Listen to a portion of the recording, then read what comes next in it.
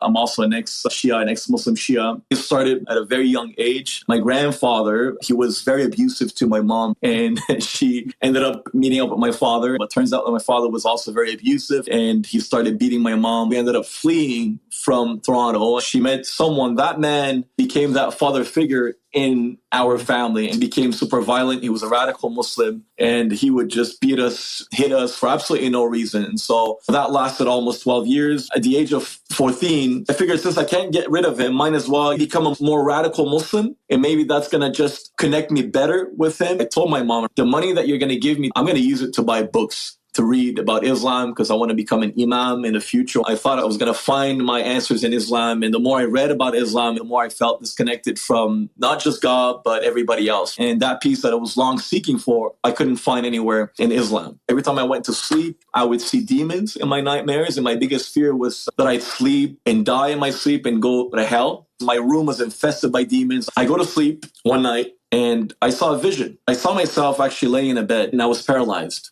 Suddenly, I hear a voice go, the Messiah is coming. Al-Mahdi is coming. The closer that person got, the more love I felt and the more peace I felt come upon me, peace that I can't even describe to you. That person was radiant and he had a light to himself, which was the most beautiful light ever. And it was just so strong that I had to cover my eyes with my hands. I remember he said verbatim, uncover yourself and look at me. And when I looked at him, I felt a tremendous amount of love outside of this world, something that I can't even explain to you. And I knew that I was in the presence of a divine person, a divine being. He laid his hands on my knees because my legs were paralyzed. He said, son, stand up and walk. And he goes, son, you've been looking for peace. If you want peace, search for me and you will find me. So I meet up a girl at the age of 26. She comes up to me one night and she tells me that she has a friend that gave their life to Jesus. She goes, I'm about to get baptized. I really want you here. As I was driving on the highway, there's a love that takes over, like a fatherly love.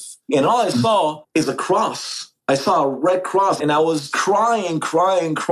She calls me. There's a youth session tonight at church. The pastor started preaching and his preaching was modeled for me. It was targeting me. And he said things like, there's someone right here that needs deliverance, someone that has been broken for years, someone that was lost their father, someone that is so hurt, so angry at life. He made an altar call and I got on my knees and then I started shouting, Jesus, Jesus, I need you, crying all my tears as if nobody else existed. It was just me and God. And that night I was completely set free. I was delivered from all my past pains, sufferings. From that point on, everything else became history.